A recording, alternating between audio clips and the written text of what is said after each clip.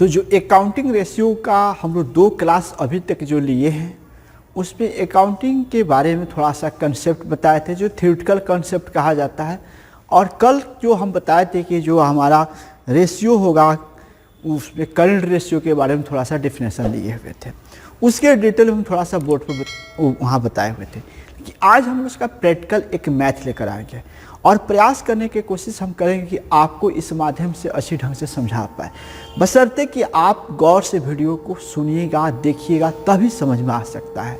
क्योंकि आप लोग की जो आदत है वो फेस टू फेस पढ़ने की आदत थी और इस तरह के सिस्टम में आप लोग बहुत कम ही मतलब अपने को सेट कर पाते हैं, लेकिन अब मजबूरी है कि इस सिचुएशन में पढ़ने का एक ही ये तरीका बचा हुआ है और इस तरीका को हम अप्लाई कर रहे हैं।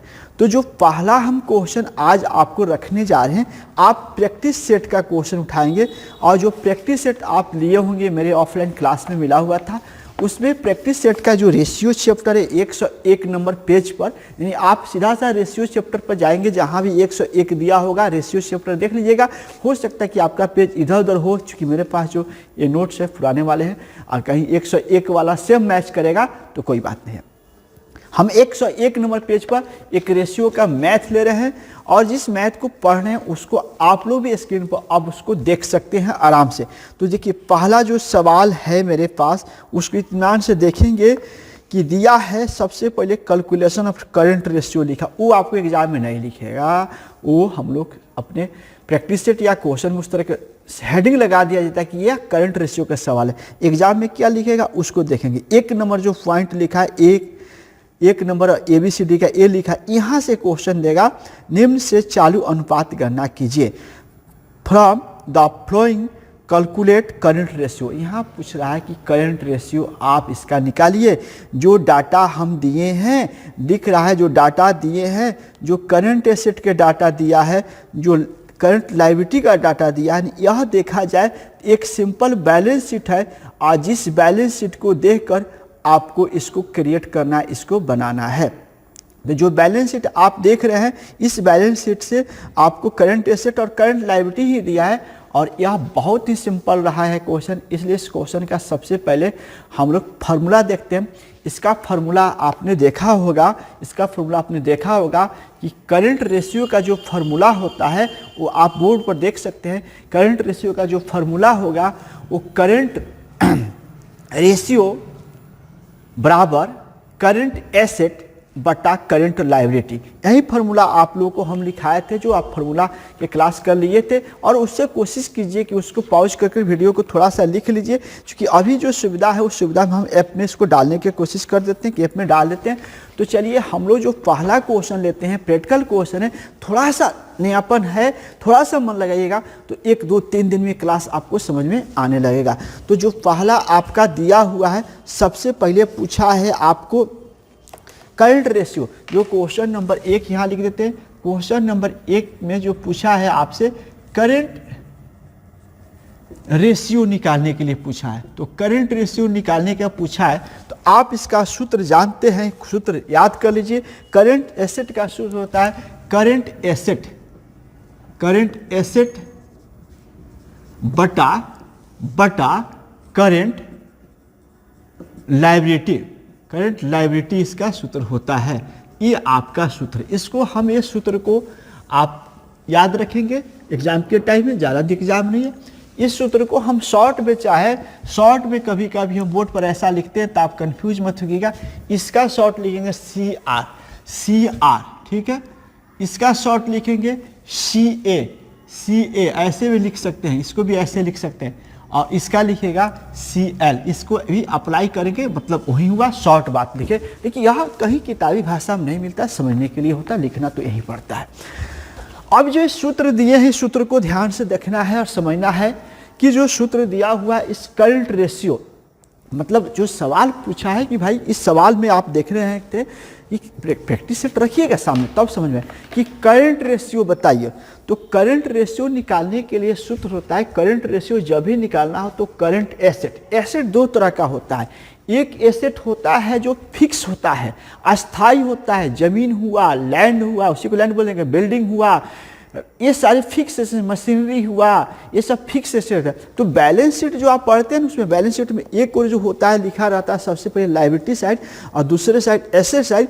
तो उधर का भी उसको मतलब थोड़ा डिटेल जाकर पढ़ना होगा, जो 11 क्लास में पढ़ाया जाता था कि लायबिलिटी साइड में भी आपको करंट लायबिलिटी कुछ रहता है और कुछ इधर आपको फिक्स एसेट की तरफ कुछ करंट एसेट भी होता है। मतलब होता है कि ऐसी लायबिलिटी जिसका साल भर के अंदर में भुगतान किया जाए वो सब करंट लायबिलिटी आती है। वैसी एसेट जो साल भर के अंदर जब चाहे जाए बेचा जा सके, तुरंत बेचा जा सके, कैश में बदला जा सके या कैश हो, वो सब करंट एसेट होता है। उसके लिए हमने क्या किया था, एक स्ट्रक्चर आपको बताए थे बोर्ड पर कल कि ये जो होता है करंट लायबिलिटी होगा, चाहे करंट एसेट लिखे होंगे, करंट लायबिलिटी, ये दोनों साइड जो डायग्राम में देखिएगा अलग अलग हम डिवाइड कर दिए कि कौन सा करंट एसेट की सूची है, साथ उधर करंट एसेट लिखे और दूसरे साइड करंट लायबिलिटी लिख दिए। ये सूची को आप थोड़ा सा मेमोरी रख लीजिएगा, लेकिन आप अगर मेरे साथ चलते हैं तो क्वेश्चन को धीरे धीरे हम आपको उसके लायक बना देंगे कि आप करंट एसेट और करंट लायबिलिटी पहचान लीजिएगा। तो देखिए जो पहला दिया है इसका सूत्र में दिया है, पहला जो दिया है इसमें कुछ नहीं करना है, ये बड़ी सिंपल था। इसमें लिख दिया है करंट एसेट। तो करंट एसेट में जो हम निकालेंगे इसको लिखेंगे करंट, ये देखिए करंट एसेट। करंट एसेट में आपको यहाँ दिया हुआ है स्टॉक, तो स्टॉक लिखेंगे। उसके बाद प्लस लिखा है डेबिटर, सन्डी डेबिटर लिखा, ओनली फॉर डेबिटर भी लिख सकते हैं। अब प्लस दिया है कैश इन हैंड। ये सब करंट एसेट है, यानी करंट एसेट इसको तुरंत भजाया जा सकता है, इसको तुरंत बेचा जा सकता है, तुरंत बेचा जा सकता है। इसका मान भी देख लेते हैं, ये बहुत हल्का सवाल है। 1.5 लाख दिया है, प्लस उसके बाद 1 लाख दिया है, अब प्लस उसके बाद 1 लाख दिया है। ये क्या करेंगे, इसको सबको हम ऐड करेंगे तो ये आएगा आपको 3.5 लाख अमाउंट आएगा। ये आपका तो आप यहाँ सवाल जो आप देख रहे थे सवाल में थोड़ा सा माइनर मिस्टेक था, जो आपको इधर कैश इन हैंड दिखा रहा है 1 लाख, वह कैश इन हैंड 1 लाख नहीं होगा, आप उसको 1.5 लाख बना देंगे। कैश इन हैंड जो है उसको 1.5 लाख बना देंगे तब बनाएंगे। यानी जो आपका सवाल है उस शुरुआती सवाल में मिसप्रिंटिंग है और कैश 1 लाख के बजाय कैश को 1.5 लाख कर देंगे। यानी यहाँ पर हम कैश को कितना कर देते हैं, 1.5 लाख करते हैं। ये 1.5 लाख होना चाहिए, वहाँ मिसप्रिंटिंग है, टाइपिंग मिसप्रिंटिंग है। अब इसको ऐड कर दीजिएगा तो ये आ जाएगा 4 लाख, ये आ जाएगा 4 लाख। इसके बाद अब आ जाएंगे करंट लायबिलिटी। चूँकि यहाँ सवाल पूरा दिया हुआ है, आपको ज़्यादा चुनने की जरूरत नहीं है। आपका करंट लायबिलिटी का मान दिया है, बिल पेबल भी करंट लायबिलिटी में आता है, यही तो पहचानना है। क्रेडिटर भी करंट लायबिलिटी में आता है और आउटस्टैंडिंग एक्सपेंस भी करंट लायबिलिटी में आता है। इसको आप लिखिएगा 30,000 प्लस 1,60,000 और प्लस 10,000। अब इसको जोड़िएगा, ये टोटल आएगा 2 लाख। ठीक है, ये हो गया। अब आपको कुछ नहीं करना है, इसमें कुछ छोड़ना ही नहीं था। जितना आइटम दिया है करंट एसेट का वो सब उठा लिए। अब वहीं जब बड़ा सवाल मिलेगा, थोड़ा अब आगे बढ़ेंगे ना, तो उसमें कुछ एसेट रहेगा जो करंट नहीं होगा, उसको छोड़ना होगा। जैसे सभी करंट दे दिया है, मान लीजिए इसी में बिल्डिंग दे दिया तो बिल्डिंग इसमें नहीं मिलाते, मशीन दे देता तो नहीं मिलाते, फर्नीचर देता तो नहीं मिलाते, वो सब फिक्स एसेट में आता है। देखिए अभी का जो सवाल है उसमें खाली करंट वाला ही डाटा दिया है, नो टेंशन। इसी तरह इधर लायबिलिटी जो दिया है ना, खाली करंट लायबिलिटी दिया है, कुछ ऐसा लायबिलिटी मिलेगा जो आपको इसमें नहीं रखना होगा। इसको जोड़ लिए। अब फिर एक बार हम सूत्र को चर्चा करेंगे। सूत्र यही है करंट रेशियो। करंट रेशियो का सूत्र कहता है, ध्यान रखेंगे, करंट एसेट। तो करंट एसेट के मान कितना आया है, 4 लाख आया है। करंट एसेट के मान कितना है, 4 लाख आया है। तो ये आपका 4 लाख हो गया। करंट लायबिलिटी का मान कितना है, 2 लाख आया है। करंट लायबिलिटी का मान कितना है, 2 लाख आया है। करंट एसेट के मान कितना आया था, 4 लाख आया था। अब इसको बैठा देंगे और अब इसको क्या करेंगे, ये हो गया। बस ये इतना तक लाना है, इतना लाने के बाद तो कटाना आसान होता है। तो इसको हम 2 लाख से काटेंगे तो 1 मरतबे कटेगा और इसको 2 मरतबे कटेगा, यानी 2:1 इसका रेशियो होगा। तो ये सबसे स्टैंडर्ड रेशियो होता है, इसी को स्टैंडर्ड रेशियो बोला जाता है कि हर हाल में 1 हो जाए और ये 2, 3, 4 कुछ ही उससे कोई मतलब नहीं, हाई 1 हो जाना चाहिए। तो इस तरह से इसको बनाना होगा। ये सवाल में माइनर मिस्टेक था, उसको आप कोशिश करेंगे सुधार लेंगे। और एक क्वेश्चन हम और लेने की कोशिश करते हैं।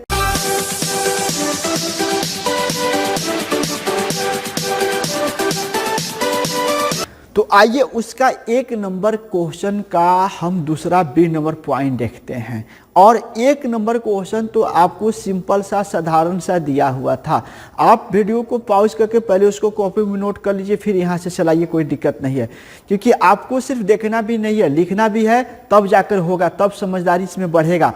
इसलिए जो दूसरा नंबर क्वेश्चन है प्रैक्टिस सेट का बी नंबर, उसमें भी डाटा दिया हुआ है और पूछ रहा है कैलकुलेट करंट रेशियो पूछा है, इसमें भी करंट रेशियो पूछा है। इसलिए हम यहाँ से आते हैं बोर्ड पर।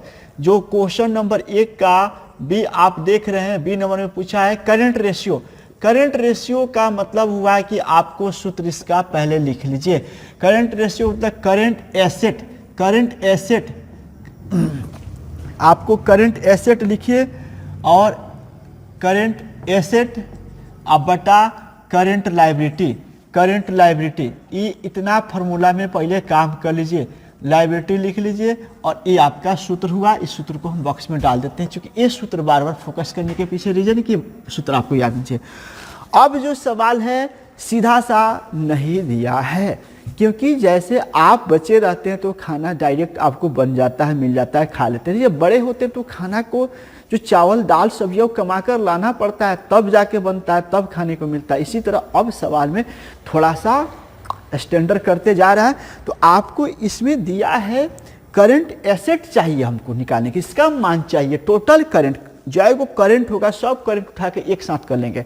और करंट लायबिलिटी, टोटल लायबिलिटी जो करंट होगा, चालू दायित्व होगा, उसको उठा कर लाएंगे। देखिए दोनों संयोग से इसमें डायरेक्ट रूप से नहीं दिया है। जो सवाल आप एक बार देख सकते हैं सवाल को, सवाल में दिया है कुल संपत्ति, टोटल एसेट दिया है। चलो भाई टोटल एसेट के मान दिया, करंट एसेट के मान नहीं दिया। सवाल देखते चलेंगे। Land and building 60,000 land and building दिया, जो फिक्स एसेट में आता है। मशीन भी दिया है, ये भी एसेट है। और इन्वेस्टमेंट एसेट दिया है, लेकिन कहीं से करंट एसेट डायरेक्ट नहीं दिया है। बाकी 2 चीज बच रहा है, share holder fund, long term loan, ये लायबिलिटी का आइटम है। तो आइए हम करंट एसेट निकालना सीखते हैं। कैसे करंट एसेट निकालेंगे? तो सबसे पहले हम लोग टोटल एसेट लिखते हैं। टोटल एसेट जो डाटा, उसी डाटा से हमको पहुंचना है।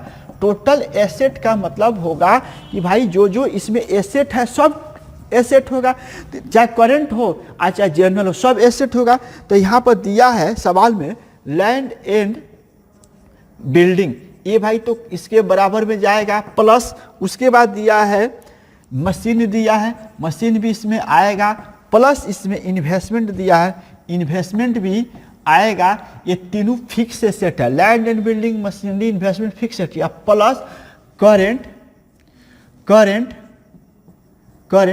एसेट, ये सब मिला दिया जाता है ना, तब जाकर फिक्स टोटल एसेट निकलता है किसी चीज का। टोटल एसेट मतलब क्या होता है? अस्थाई संपत्ति, अस्थाई संपत्ति, मतलब फिक्स एसेट और करंट एसेट सब मिला दो भैया तो एक टोटल एसेट बनता है। तो टोटल एसेट का फॉर्मूला यही होगा कि टोटल एसेट का मतलब हुआ कि जो डाटा दिया है, लैंड एंड बिल्डिंग भी है, मशीन भी, ये तीनों तो दिया ही है। करंट एसेट हमको निकालना है, इसलिए करंट एसेट में जोड़ेंगे तो अभी इसके बराबर होगा। तो इसका मान आपको दिया हुआ है कि टोटल एसेट का मान दिया है 12 लाख। देखेंगे इसका मान दिया है 12 लाख आपके सवाल में, इसका मान दिया है। लैंड एंड बिल्डिंग का मान दिया है, लैंड एंड बिल्डिंग का मान 6 लाख दिया है। आप देखते रहेंगे सवाल। उसके बाद मशीन में, मशीन का भी मान दिया है 1 लाख रुपया, 1 लाख रुपया दिया हुआ है। उसके बाद आपको इन्वेस्टमेंट का मान दिया है 1,40,000, 1,40,000, और संजोग से करंट एसेट के मान नहीं दिया है। नो टेंशन, इसी के तो मान निकालने के लिए इतना तामझाम करना पड़ रहा है। अब क्या करेंगे? नियम कहता है कि 1 2 3 हुआ है, सबको जोड़ लो। 12 लाख बराबर ये हो जाएगा कितना? ये जोड़ेगा तो 7,08,40,000, 8,40,000 हो जाएगा। अब प्लस करंट एसेट, नियम यही कहता है। अब इधर उठा के इसको ला लो, 12 लाख माइनस इधर प्लस, इधर माइनस हो जाएगा। 8,40,000 से पढ़े होंगे आप, करंट एसेट, ये आपका कंसेप्ट कहता है। चाहे तो आप ऐसे भी इसको लिख सकते हैं, इसलिए आप इसको उठाकर इधर ला दीजिए, इसको उठाकर उधर कर दीजिए। जो बराबर के बाद है तो ऐसे नियम से हो सकता है। तो करंट एसेट, ये सब उठकर डाटा इधर रहेगा। तो इसी तरह 12 लाख सेम उठाकर रखेंगे, 8,40,000, 8,40,000 ये आपको कट सोल्व कीजिएगा, ये सोल्व कीजिएगा तो आएगा 3,60,000, 3,60,000। इसमें से इसको घटाइए तो कितना आएगा 3,60,000। अब सुनेंगे, हमारा जो सवाल दिया है बहुत नॉर्मल सवाल था, एक बैलेंस शीट का उलू जुलू डाटा दे दिया है और कह रहा है कि भाई इसका करंट एसेट निकालिए। तो करंट एसेट निकालिए है तो हमको फाइंड आउट करना पड़ेगा, निकालना पड़ेगा। तो ये कैसे निकलेगा? तो इसके लिए कह रहा है कि टोटल एसेट के मान दे दिया है। टोटल एसेट का मतलब होता है फिक्स हो, मतलब जो अस्थायी है वो भी, आज जो करंट है वो भी, दोनों लाना पड़ेगा। तो फिक्स में लैंड एंड बिल्डिंग दिया है, इन मशीन दिया है, इन्वेस्टमेंट दिया है और करंट एसेट भी कहीं ना कहीं छुपाया है, हिडन किया, तो उसी को तो खोलना है, उसी को तो उजागर करना है। ये सबके बराबर कितना अमाउंट है? 12 लाख। 12 लाख इसका अमाउंट है टोटल। तो टोटल में सब चारों जोड़िएगा तो 12 लाख होगा, लेकिन संयोग से आपके प्रश्न में इसका मान दिया है, इसका मान दे दिया है, इसका मान दे दिया है, इसका मान दे दिया, इसका मान नहीं दिया है। तो अब ये सब लिख देंगे, कॉन्सेप्ट बना लेंगे, नियम कहता है। अब इस सबको जोड़ दिए तो 8,40,000 यहाँ लिख दिए, यहाँ लिख दिए। अब क्या करेंगे, इसको उठाकर इधर लाएंगे तो ये माइनस हो जाएगा और एक कॉन्सेप्ट हो गया। एक कॉन्सेप्ट के बाद देखेंगे, इसका नियम कहता है कि हई भाग उधर उठा कर रख दिए, हई भाग उधर उठा कर रख दिए। अब सोल्व किए तो कितना करंट एसेट के बराबर आ गया? 3,60,000 आ गया। तो आपका इस प्रकार करंट एसेट निकला। क्लियर? अब करंट एसेट निकल गया, अब हम निकालना पड़ेगा करंट लायबिलिटी। करंट लायबिलिटी निकालने का जो सूत्र होगा वो सवाल में एक बार हम देखेंगे। करंट लायबिलिटी का जो क्वेश्चन नंबर दिया है देखेंगे। अब टोटल जो एसेट होता है, टोटल एसेट, दूसरा स्टेप में टोटल एसेट, ये ध्यान से देखेंगे। टोटल एसेट जो होता है यहाँ देखेंगे, टोटल एसेट के बराबर टोटल तो लायबिलिटी भी होता है। नियम कहता है कि लायबिलिटी और बैलेंस शीट के आपस में क्या होनी चाहिए? बराबर होनी चाहिए। नहीं, बैलेंस शीट के आपस में जोड़ कितना होना चाहिए? बराबर। ये भी 12 लाख है तो टोटल लायबिलिटी भी 12 लाख होना चाहिए, ये कह रहा। अब देखिए, अब टोटल लायबिलिटी निकालने, टोटल लायबिलिटी तो दे दिया है राइटर, टोटल लायबिलिटी दे दिया कि 12 लाख होगा। अब इसका मतलब होगा कि टोटल लायबिलिटी में किसका किसका मान दिया है, किसका किसका मान नहीं दिया। तो शेयर होल्डर फंड का मान दिया है, शेयर होल्डर फंड लायबिलिटी की तरफ आता है, प्लस उसके बाद दिया है long term loan, long term जो लोन दिया है, लॉन्ग टर्म लोन वो भी आएगा, प्लस करेंट लायबिलिटी। ये सब अगर जोड़ दिया जाए, सब जोड़ दिया जाए तब जाके आपका इसका मान निकलेगा। तो देखिए, आपका जो सवाल उसी के डाटा में हम जाएंगे। टोटल लायबिलिटी का टोटल एसेट 12 लाख दिया है, तो टोटल एसेट बैलेंस शीट के आपस में जोड़ दोनों साइड में क्या होना चाहिए? बराबर है। तो टोटल एसेट अगर 12 लाख है तो टोटल लायबिलिटी भी 12 लाख होगा, इसलिए यहाँ पर 12 लाख इसका लिख देते हैं, इसका मान 12 लाख होगा। इसका मान शेयर होल्डर फंड का आपके सवाल में दिया है 8,50,000 दिया है, नो टेंशन, 8,50,000 लिख दो। और प्लस लॉन्ग टर्म का दिया है, लॉन्ग टर्म का दिया है 1,10,000, 1,10,000 लिख दो।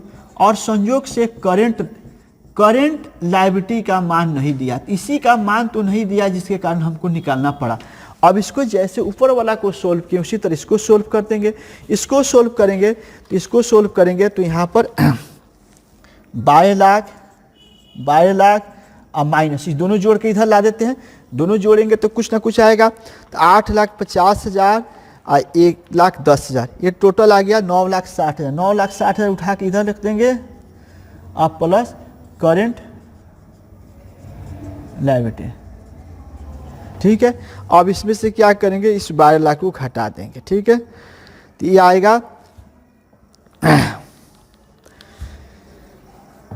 2,40,000 आएगा। कितना निकल के आएगा? 2,40,000। तो इसका मान निकल के आ गया। अब यहाँ पर हम ला देते हैं, बोर्ड पर थोड़ा सा जगह कम पड़ रहा है, नहीं तो अब करंट, इसका मान निकल जाएगा, करंट लायबिलिटी का मान निकल गया 2,40,000। इसको सोल्व किए तो 2,40,000 आया। फिर से समझ लेंगे, ये मान निकालना है, ये मान डायरेक्ट नहीं दिया है। तो इसमें टोटल एसेट के मान दिया है और लैंड बिल्डिंग का मान दिया है, मशीन क्या दिया, इन्वेस्टमेंट। इस भाग को खाली फिक्स एसेट बोला जाता है। जैसे करंट एसेट जोड़ेंगे सबके बराबर इतना हो जाएगा। तो इसका मान दिया, इसका मान दिया, इसका मान दिया, इसका मान दिया, इसका नहीं दिया तो लिख देंगे। अब इसको सोल्व किए ना, सोल्व आप लोग 9th 10th में पढ़ेंगे। तो इसका सोल्व करने के बाद ये सोल्व है, ये ज़्यादा कुछ डाटा नहीं, इसको सोल्व करेंगे। ये आपका 3,60,000 निकल गया। 3,60,000 निकल गया। अब इसको टोटल एसेट बटा टोटल लाइबिलिटी, टोटल जो एसेट होता है टोटल लाइबिलिटी के बराबर होता है, इसलिए टोटल लाइबिलिटी में share holder fund, long term loan और करंट लाइबिलिटी तीनों लाएंगे। तो इसका मान तो 12 लाख हो जाएगा, इसका मान दिया, इसका मान दिया। अब इसको सोल्व कर रहे हैं तो इसका मान निकल के आया 2,40,000, 2,40,000 मान निकल के आएगा, 2,40,000 निकल के आएगा। इसलिए अब फॉर्मूला आपका कॉन्सेप्ट काम करेगा, करेंट रेशियो बराबर करेंट एसेट अब बटा करेंट लायबिलिटी। तो इसका मान निकल के आया है, करेंट एसेट का मान निकल के आया है 3,60,000, तो 3,60,000 बैठा दो, 3,60,000 और इसका मान है 2,40,000। तो देखो इसको कटाना है तो इसको तुम लोग अपने तरीका से कटाएगा ना, ये आपको कट जाएगा 2 मरतबे, ये कट जाएगा 3 मरतबे। तुम लोग ऐसे चाहेगा तो लिख सकते हो, इसमें कोई डाउट नहीं है, लिखने के लिए लिख देगा। लेकिन जो रेशियो का आंसर होता है ना वो हर हाल में नीचे 1 होना चाहिए। मतलब सीधा सा बात है कि राइटर कहता है कि उसको ऐसे, मतलब देखिए ये हो गया, रेशियो निकल गया, कटाने के बाद रेशियो निकल गया, ऐसे भी निकाल कर रख देगा, कोई दिक्कत नहीं है, 3:2 चल जाएगा। लेकिन जो परफेक्ट रेशियो होता है, जो स्टैंडर्ड रेशियो होता है, उसको ऐसे लाना पड़ेगा। तो इसको ऐसे रख दो, यानी इसको आया 3/2 ये। अब इसको कह रहा है कि हर हाल में नीचे 1 हो जाए, तो 2 मरतबे कटाएगा तो 1 हो जाएगा, 2 मरतबे कटाएगा तो 1.5 पॉइंट में आएगा। ठीक है, आप 3 में 2 से भागा देकर देखो, ये 1.5 पॉइंट में आएगा। इसका रेशियो बनेगा n.1। ये रेशियो परफेक्ट रेशियो माना जाता है। फिर से सुनेगा, यहाँ फिर हम बता रहे हैं, अगर तुम इस रेशियो को अब कटाना चाहेगा तो ये आपको कटेगा तो इतना आ जाएगा, यानी आप इसको 3:2 में लिख सकते हैं, बाकी जगहों में अप्लाई कर सकते हैं, लिख सकते हैं, कोई टेंशन नहीं है। लेकिन जो अकाउंटिंग रेशियो चैप्टर है ना, और करंट रेशियो का स्टैंडर्ड रेशियो हर हाल में 1 होना चाहिए, इतना भी लिख देंगे टेंशन मिल जाएगा, ज़्यादा दिमाग नहीं लगाना है। लेकिन परफेक्ट रेशियो बनाना है तो कोई बात नहीं है। परफेक्ट रेशियो बनाने क्या है, यही दिया है, जिसको 2 मरतबे काट दो, इसको 2 से काटो, तो 2 से काटेगा तो पॉइंट में जाएगा, तो पॉइंट में जाएगा तो पॉइंट में काटो, 1.5 हो जाएगा, इसलिए इसका अनुपात होगा 1.5:1। ये आंसर देगा किताब में, इसलिए इसका आंसर होगा ये। तो हमारे समझ से 2 क्लास हुआ, इतना को समझिए, फिर दोबारा वीडियो देखिए और तब जाकर समझ में आएगा कि भैया इसका कैसा कैलकुलेशन किया जा रहा है। इसलिए भागना नहीं, अब ये ना कि बाप रे बाप बड़ी वीडियो भारी हो, भागो नहीं, लगो, लगने से सीखो, तब जाके समझ आएगा। हम लोग धीरे धीरे रोज क्लास में बढ़ेंगे, एक एक क्वेश्चन लेकर चलेंगे। इसके अलावा आप लोग EPS, BS, हिंदी, इंग्लिश सब पर फोकस बने रहिए और इस क्लास को भी लेते रहिए। धन्यवाद।